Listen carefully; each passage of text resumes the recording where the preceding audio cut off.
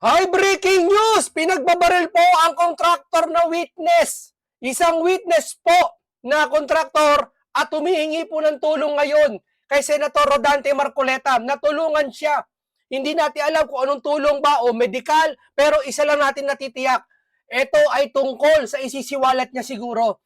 No? At marami pa po nagbabanta na iba-iba na po. Nasa comment section po, iba-iba po mga sinasabi nila po, no?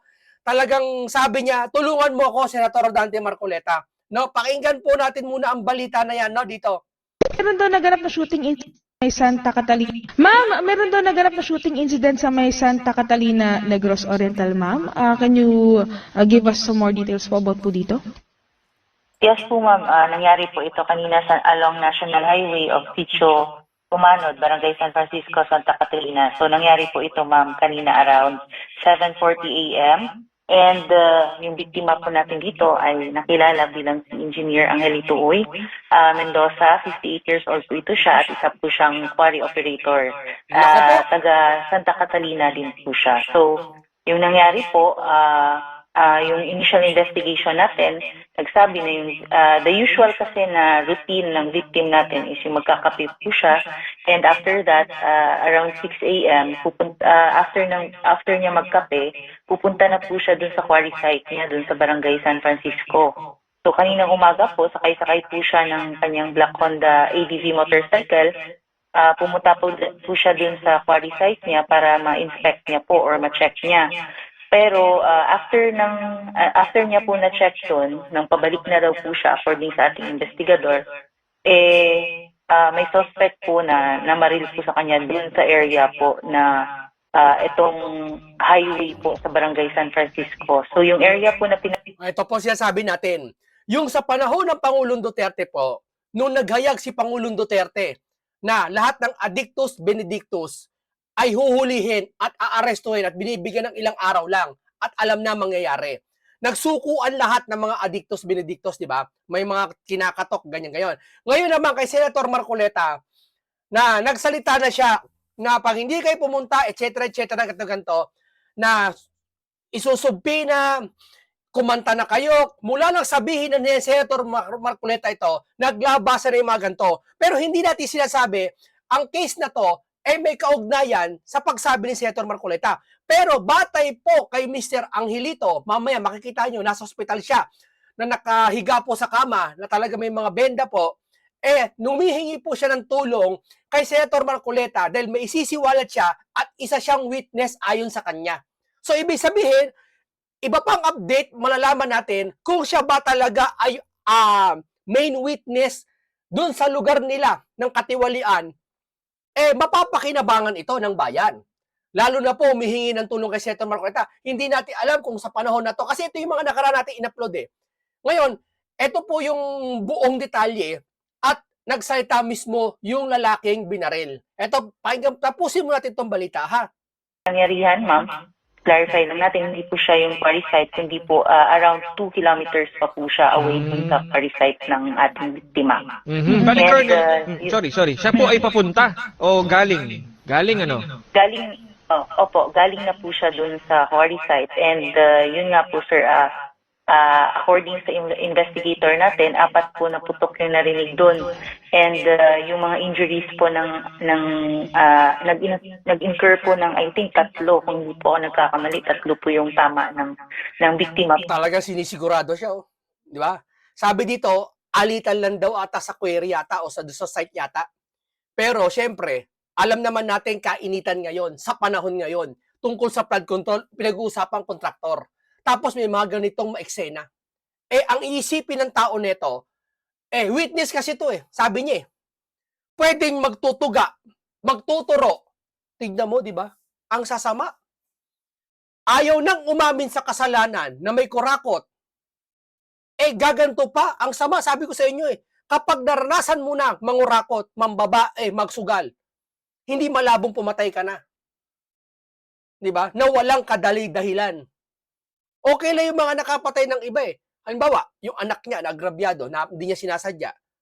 Pwede pa granted pang konti Pero ito papatay siya para pagtakpan ng sarili niya. Hindi ko alam kung ito yung story na to Hindi natin alam kung ito yung ganito nangyari Pero sinisigurado natin. Pero mamaya, kayo na humusga po doon sa sinasabi mismo ng lalaking pasyente. Pero hindi naman po siya fatal wounds lahat. So, upon arrival kasi ng mga pulis natin, nakuha na po siya ng rescue unit and nagdala na po siya sa nearest hospital dun sa Bayawan City. And stable naman po siya. Pero nilipat pa rin po siya dun sa Silliman University Medical Center po sa Dumaguete City. Colonel, siya ho ay may threat prior ho dito sa shooting incident. Nung tinatanong nyo na ho siya, may mga banta na talaga siya sa buhay? Actually, sir, hindi threat, sir, Pero may mga previews lang po kasi na parang may konting alitan dahil po dun sa quarry, sa lupa, no? Sus naman. Sige.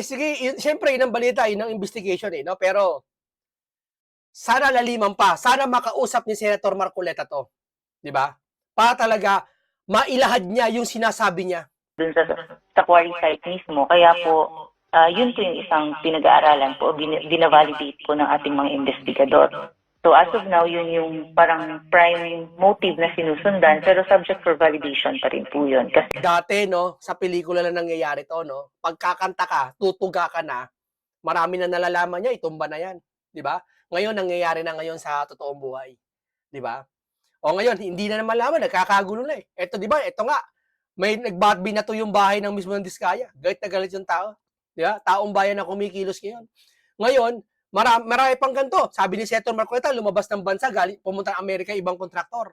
Hindi pa naman ipinagpapalagay na tumakas, no? Pero, pumunta na doon sa ibang bansa. Anong meaning nun? Maaring ganito yan Kaya pumunta sa ibang bansa yon, yung kontraktor na yon. Sabi ni Marcoleta, maaring kung sakali mag-ipit siya, nandoon na siya. Correct? Kung sakali ma-absuelto siya, makakauwi siya. Safe place, safe siya, ibig sabihin. Diba? Kasi ba't ka na maaalis Ikaw ang may pinakamalaking pananagutan sa sitwasyong ito na kontraktor ka. Dahil ikaw ang isa sa mga gumawa ng mga bagay at kontraktor ka nga. Tapos aalis ka? Ano ibig mong sabihin, di ba? Okay, ito, kontraktor. Malalaman natin mamaya.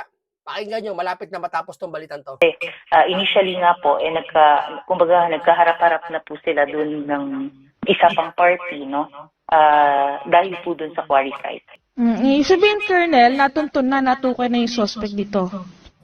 Hindi pa po, ma'am. May person of interest pa lang po tayo. Hindi pa natin ma-mention kung sino po talaga kasi it's still subject for validation po. Ito na. Ito po si Mr. Angelito Mendoza. Ito yung laman ng balita na sinasabi na taga Santa Catalina na pinagbabarel. Pakinggan nyo po Hindi ko alam kung nagpapanggap lang ba siya na siya yun. Sabi ng iba Alam mo naman yung mga trolls, binuksan ko yung mga account, wala naman laman. 2 friend lang, kagagawa lang. Ang dami po niya sa comment section. No, pero batay po sa comment section, pinag-iingat po ang ating bida ngayon si Senator Marcoleta. 'Di ba? Kasi maaari may banta sa kanyang buhay, hindi sinasabi sa kanya. Kasi ito nga kontraktor 'Di ba? Ibig sabihin, sinyalis na ito. Kumbaga sa panahon, kumidlat na. 'Di ba? Kumukulog na. Alam na malapit na ang ulan, malapit ng 'di ba? Eto nga nabaril niya to. Kaya sabi sa mga comment section, ako personal ako, Senator Marcoleta. Kung hangga't maaari, ako magiging bodyguard. Sasaluhin ko lahat ng bala para sa kanya. Hindi totoo 'di ba? Kasi alam mo kasi dapat dagdagan pa po ang security ng senator, ang ating bida si Senator Marcoleta. Marami pong walang matinong kaisipan ngayon. Wala sa katinuan ng pag-iisip. Hindi dahil para sa pera ang pinaglalaban nila ngayon, boss. Ang pinaglalaban nila ngayon, yung kanilang kahihiyan. Na masadlak sila sa kaparusahan. 'Di ba? Baliwala na yung yung pera, nakakuha na sila Ang iniingatan na nila, yung mawalan sila nung yung nakuha nila. 'Di ba? Kaya ang gagawin nila, gagawa ng dahas. Dito. Kaya mag-ingat po tayo. I-pray po natin si Senator Rodante Marcoleta. Dagdagan ng ingat kayo diyan pag malasakit nyo. Pag nakikita nyo yung sasakyan ni Marcoleta, yung mga nakakita diyan, tumingin kayo kada dulo. Hanggang 1 kilometro ang tingin nyo. Tingnan nyo, pagmasdan nyo. Huwag lang kay Senator Marcoleta. Bantayan nyo. Ako, ganoon ako. Pag may mga kahit may mga pulis diyan, titingin ako sa mga building titingin ako sa malalayo. Baka may tumatakbo, may maling galaw. At least, makapag-react kagad ako, di ba? Yun lang yun, no? Sana po iyatan po kayo ng Panginoon Diyos, Senator Marcoleta. At magawa po natin ito mapagtagumpay. Ito, sasama po kami sa inyo. Kasama po namin ipaglalaban lahat. Di ba? Ang pinaglalaban niyo po, Senator Marcoleta. Kasama ipaglalaban namin po kayo. Di ba? Sa mga umaapi, anong gusto niyo? History, debate, biblical? Sige, dito ako. Anong gusto niyo debate? Reasoning, sige. Sasama ako. Physical, ano ba? Magandang araw po, Senator Marcoleta. Presidente Marcoleta. Ako po si Engineer Angelito Mendoza ng Barangay Manalongon, Santa Catalina, Negros Oriental. Isa po akong maliitang kontraktor at may 2 quarry area operator.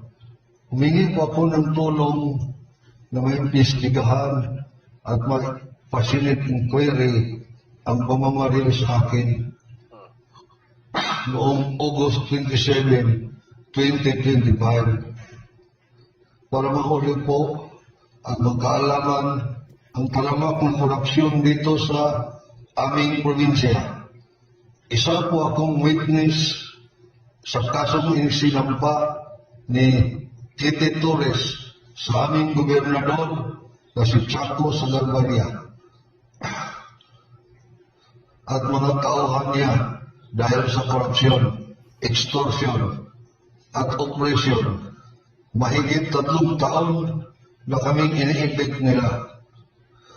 Bago nangyari ang pamamaril sa akin, nakapile na po ako sa National Bureau of Investigation sa Manila, at saka sa National Office of the Ombudsman, Visayas. Sana matulungan niyo po ako na mahuli ang salarin at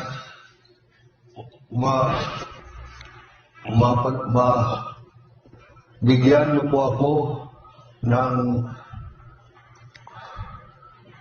solusyon sa aking quarry na inoperate ng isang malaking kontraktor dito na walang ECC at area clearance. Maraming salamat po. Ito po, mga kababayan ko. Obvious naman po. Dito po kasi, mga kababayan, ito lang sabi niya, bago mangyari ang pamamaril, nakapag-file siya ng case. So, doon pala makikita mo, hindi naman niya alam na babarilin siya. Dahil kung alam mong babarilin ka, magdadaan ka pa doon. Tama? Ngayon, nakapag-file siya. Yung pinag-file niya ng case, tungkol doon sa hinihinala niya kung bakit siya binaril. So, ibig sabihin, kung titignan mo yung sitwasyon, madali nang i-trace kung sinong salarin. Tama? Kung ano yung pinag-file niyang case, halimbawa si Juan, nakalagay dun sa pinal niyang case, has binagbabaril siya. Obvious to obvious, di ba? Pero syempre, dadaan pa rin sa investigation at ebidensya. Pero, alam na ng taong bayan yun. Yung pala may sisiwalat siya. Gusto niya makausap yata si Senator Marcoleta o tulong. Baka tulong sa lahat ng bagay, sa proteksyon. Dahil para lumalaban yata siya sa korupsyon.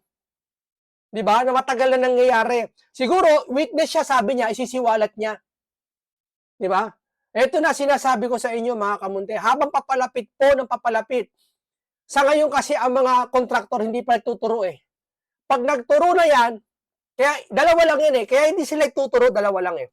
Kung sakali sangkot si mga kontraktor una, takot sila nagturo kasi nanganganib ang buhay nila. Tama? Pangalawa, ayaw nila magturo kasi baka ituro din sila. Kasi kasabot sila. Tama? Dalawa lang yun eh.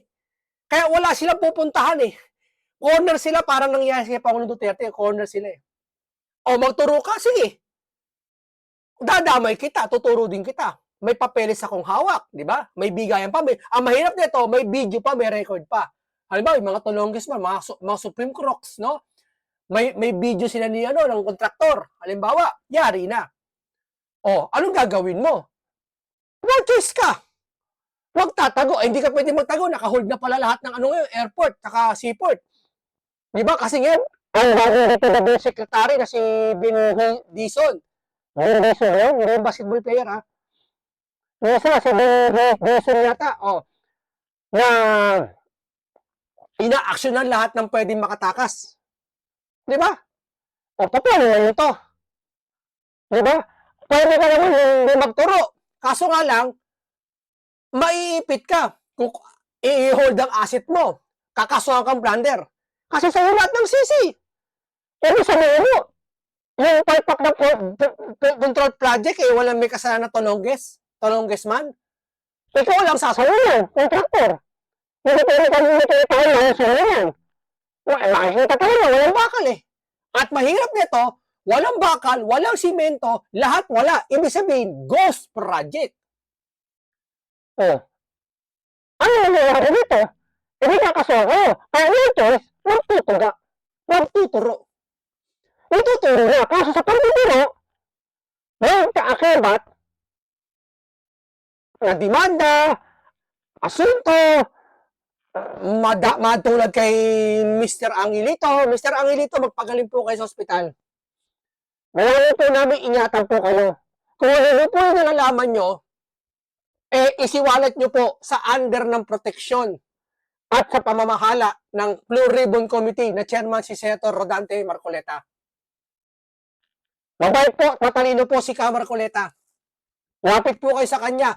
Kung kayo abogado, engineer naman siguro kayo, o anong mataas din kayo sa pera may kayo paano, kung kayo abogado, o sapin, si Senator Rodante Marcoleta, ma-action na mabilis. Kasi anong date mo? Pero wala pa ako update sa kanya. Wala pa po ako update sa kanya. Diba? Ito mahirap mga kababayan ko. Diba? Talagang puspusan silang Pilipinos. Ito tingnan natin, basahin natin. Basahin natin ang mga komento. Ayan Basahin po natin, ayan Senator Rodante Marcoleta, tinag na. Pagaling po kayo, sir. Dapat ilagay siya sa Witness Protection Program. Yun na nga po ang dapat gawin po. Baka bagal-bagalan na naman natin to. Pag big fish, talagay natin sa Big Protection Program. Pag ganito, witness, ba't para ang babagal natin, dapat talaga, ang lahat ng palitan Ito lang. Tama ginawa ni Vince Dizon yata di ba? Na papalitan lahat Kasi paano ka makapag-iimbestiga? Nananabaw ka sa sarili mong kumpanya. Sige nga, di magkakaroon ng bias. Para ako, self-serving tawag doon, alam ko Halimbawa, dito sa bahay ko, may nangyaring krimen. Nandito ako. Papayag na kaya ako mag-iimbestiga. Kasi, halimbawa na, nandito sa bahay ko, ano ba nangyari? Tapos ako, isang MBA ako. Isa ba ako sa mag-iimbestiga sa bahay ko? No! Pero yung pwede kasi dyan ka nga sangkot Kung meron ko yung talo, dapat yung palitan lahat, saka mag-imbestiga para mas makita, lumabas yung katotohanan. Tama, mali? Ngayon, pagpunta kung bakit na talaga mga kaliwang grupo. Dati na lumalabas sa gobyerno, totoo talaga, ang nabulok sistema ng bansa. Ang kaya ngayon, mga politika, dati mga politiko, nasangkot sa sindikato, pumapatay sa totoong buhay. Ganun pala talaga. Ngayon nyo iisipin kung gaano kahalagahan ng Pangulong Duterte. Malalakas ang loob, lalo na kulong ngayon sa ICC, sa dahig, ang ating Pangulong Duterte. Lalo lumakas po loob ng mga taong masasama. Totoo! Kasi bakit? Hindi nyo sa kinakampensin ng mga makakaliwang grupo. Pero ayon sa mga makakaliwa, wag daw patayin, masama yan, gumawa daw ng walang masama naman talaga pumatay Pero sasabihin mo pa sa taong bayan, huwag niyong anuhin niya, ikulong na lang. Lumalaki ulo ng kriminal.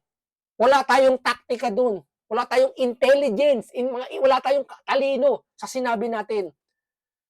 Di ba? Di marinig ng mga kriminal, hindi pa tayo papatayin, ikukulong lang tayo mayaman. May kapit. Sa pinakamataas sa politiko, hindi makakalaya din. Tama? Ganun na kasimple. Diba? O baka sabihin mo, hindi naman. Nangyari na nga sa ibang pagkakataon eh. Ang dami na eh. Ang batas para sa mahihirap lang eh. Hindi para sa mayayaman eh. Ba't nabubuo yung kung walang ganun nangyari? Di ba? Yung sumungkit nga ng mangga eh. Kinulong eh. Oh. Tapos yung nagnakaw ng libo-libo, bilyon-bilyon. May protection pa minsan. Di ba? May shield pa para naglalakad pag may witness, di ba? May ano pa siya, may mga bodyguard na pulis pa. Ingat na ingat sa buhay niya. Tapos tiyatago pa yung muka. Yung pangalan niya tiyatago pa sa media. Di ba? Yung nagnakaw ng mangga, meron niya, nagkarakros lang eh. Ay, masama din yung karakros, pero nagkarakros hanggang ngayon, nakakulong eh. Walang perang ano eh. Ito lang. Oh, kinukulong yung ganun eh. Oh, eto. Mga senador, kayo lang pag-asa namin. Mga mahihirap, sana po, solusyonan na po ang korupsyon sa ating mahal na bayan. Kawawa naman kami mga mahihirap. Naghihirap na nga kami sa trabaho, malilitang sahod, mura produkto, mga magsasaka, tapos nakawan pa ng buwis at ibinabayad namin sa ating gobyerno, na binabayad na namin sa ating gobyerno. Kayo lang makakatulong, mahal namin senador. God bless po. Kay Senator Marcoleta siguro ito pinapanawagan. Hindi kasi subok na ibang senador eh. Nagyabang nga yung isa eh. Matagal na akong senador. Marami daw siya nagawang batas. Okay. Matagal ka ng senador. Mahusay ka. Magaling ka. Marami ka nagawang batas. Napakinabangan niya ng Pilipinas. Nakikita namin eh. Pero tanong, bakit hindi mo nagawa yung pinaka-importanteng bagay? Na alin? Yung ginagawa ni Senator Marcoleta. Na alin? Yung pag-iimbestiga sa mga korupsyon ng seryosohan. Tama, mali. Diba? Matagal na kayo dyan. Sige, magaling kayo. Yan ang kailangan namin. Mahusay kayo, yan ang kailangan namin. Matalino kayo, eksperyensyado kayo, yan ang kailangan namin. Pero kaya nyo ba katulad ng ginagawa ng Senator Marcoleta? Hindi ka namin kailangan na. Hindi na namin kayo kailangan. Diba? Tumanda na sa pagiging senador. Wala akong tinutukoy doon. Huwag ka mag-react. Bato-bato sa langit. Huwag mong saluhin lahat. Dapat maglagay sa Witness Protection Program, delikado ang buhay niya dyan sa ospital. Ingatan po kayo ng Panginoon, sir. Tama! Kung public, di basta-basta mapapasok kasi madaming tao eh. Pag private, medyo delikado kasi konti lang. At di ba pagpunta ka sa private hospital, ang konti ng basi pag lalakad ka, nakakatakot, ang konti ng tao eh. Pag public, punuan eh. Oh. Eh kung private pala to, malamang private to kasi may kaya naman siguro si Angelito. Sir Angelito, mag-ingat po kayo. Sana po, pray natin sila. Sana hindi ka mapano, iligtas ka palagi, may tama mo lahat ng mali na ginawa ng masama, na naway gabayan ka ng Panginoon, kaligtasan, maging boses ka ng hustisya. Correct! Nako, kahit ilagay yan sa Witness Protection Program, kapag pera ang pinagana, patay, di yan, kaya dapat yung kaya niya yung magsalita, i-record na yung mga mabuting magagawa niya, para mapatawad pa siya ni Lord sa mga nakasalanan na nagawa niya. Huwag natin husgahan siya kung may kasalanan siyang ginawa. Dapat to pagtuunan ng pansin eh. Tingin ko lang, bakit si Magalong, si Mayor Benji Magalong ng Baguio, ngayon lang iniimbitahan, ang tagal nang nagbubunga nga ni Mayor Magalong sa Baguio, ngayon lang iniimbitahan. Bakit? Pinaghahandaan? Bakit? Gustong pinaghandaan nyo sasabihin? Eh, witness yun eh. Bakit pag witness ang bagal? Ito, witness to. Dapat ito ay nasa protection at kung may isisiwalat siya. Pero abangan natin. Di ba? Tulungan nyo naman si Senator Marcoleta. Hindi yung mag-iimbestiga din kayo ng sarili nyo. Yan ang sinasabi ko sa inyo. May mag-iimbestiga si Senator Marcoleta, may mag-iimbestiga rito, may mag-iimbestiga rito, may mag-iimbestiga rito. Hindi natin alam, nakapunta na sa ibang bansa yung kontraktor dahil sa pag-iimbestiga. Eh kung halimbawa, si Marcoleta nag-iimbestiga, tinutulungan nyo na lang. Habang na si Senator Marcoleta nag-iimbestiga, kayo ginagawa nyo, hinaharangan nyo yung mga dadaanan na walang makalabas. At mga ganito, mga katulad witness daw siya. Hindi puntahan nyo, interviewin nyo, ilagay nyo sa protection program, kunin nyo siya. Pag gumaling, o anong gagawin, sir? Sino, sir? Ituga mo. Imbestigahan, dapat ganun. Yung iba gumagawa ng ganun. Eh hindi, lahat gusto mag-imbestiga eh. Sa pag-iimbestiga, wala naman nakukuha kahit isa. Bakit? May umamin ba kahit isa? Sino magnanakaw na umamin na kinuha niya ang pera? At higit sa lahat, sino magnanakaw ng bayan, isinoli niya ang pera lahat? Wala! Di ba? So, hindi na ang pera kung pagkuha ang laban dito. Ang pagkuha dito, rehas na nakakulong, makikita ng taong bayan. Kasi tanggap na natin yung bilyon, hindi na ibabalik yun. Pero sa kakayahan ni Senator Rodante Marcoleta, baka yung mga sasakyan at mga bahay at iba pang mga kagamitan, maipantapat man lang sa mga nawalang mga flood control projects at hindi makita, ghost projects. Diba? Oh, ito pa, basahin natin. Pag ganyan nakita ng niyang kalaban niya, cardiac arrest, kalalabasan ng kamatayan niyan dyan, dapat lagi naka-live para kita lahat ng nangyayari or maglagay ng hidden CCTV para may ebidensya family mo. Oo, kasi yung mga nangyayari sa pelikula po, dalawa lang yan. Hango sa totoong buhay or ginagaya sa totoong buhay. Diba? Na mga kriminal. Kaya nga meron isang bansa, hindi ko alam kung saan yun yung Lupin the Third. Alam mo yung Lupin the Third? Yung magnanakaw si Lupin. Sino nakakilala kay Lola, Lolo, Tito? Sino nakakilala kay Lupin the Third? Ang alam ko may bansang binanyon. Bakit? Nakakakuha kasi siya ng idea kung paano magnakaw. Dahil si Lupin the Third, magaling na magnanakaw po, isang anime karakter. Si Jigen, si Goemon, tatlo silang bida doon, yung Fujiko. Magaling po silang magnakaw, 4. Lagi nila naiisahan yung Interpol yata na si Sinagata. Lagi nila pinagbinan sa ibang bansa yun. Alam ko, hindi ko alam kung saan Bakit? Kasi nagkakaroon sila ng idea kung paano ang technique. Kasi magaling yung cartoons na yun, yung anime na yun Magaling Pati taktika pwede mong gayahin Kaya ito, yung mga napapanood sa pelikula, maaaring napanood din ng mga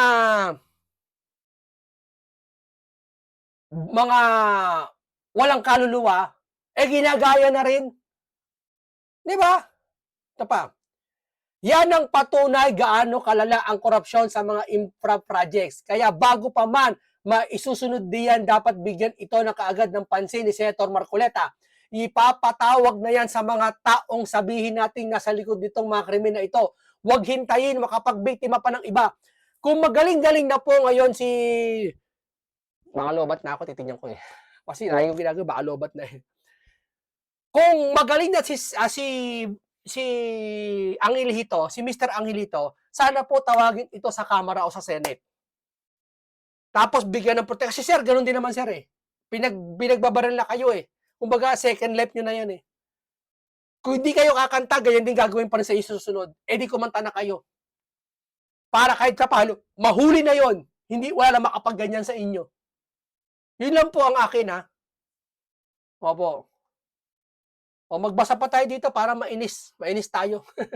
Kung kaya Tatay Digong yan, di ubrahan niyan ganyan. Mga tao, lulupa, lalo pa may dapat na mabuyag ang katiwalian sa gobyerno. Pulis, corrupt, user, puser, magnanakaw, tiwali. God bless you, sir. Magpalakas ka po sa lahat ng sangkot. Magpalakas ka po sa lahat ng sangkot. Ano ibig sabihin nun? Alagaan niya ang taong yan para mahuli ang mga taong siya sabi niya, ingat po, dasal lang po. Kasi pag may tumuga ng isa, may malakas na loob na rin tutuga pang isa. Magsisigayahan na yan. Wala kasing trigger Di ba? Para ipakita ng gobyerno kung paano iingatan si Mr. Angelito sa protection program para may lakas na loob yung iba na magsabi na rin. Gets nyo? Very big yes. Di nila alam isang iglap. Kunin na sila ng Diyos. Please naman, kung mga politiko magnanakaw, magbabago kauntingin nyo yung mga distrito nyo, kung ano maibibigay nyo, livelihood, or kayo mismo mamimigay ng dapat sa kanila. Yung mga matatanda, kailangan nila ng kalinya, maintenance, bigas, yung mga pangunahin na pangailangan ng tao, mismo kayo ang mga survey.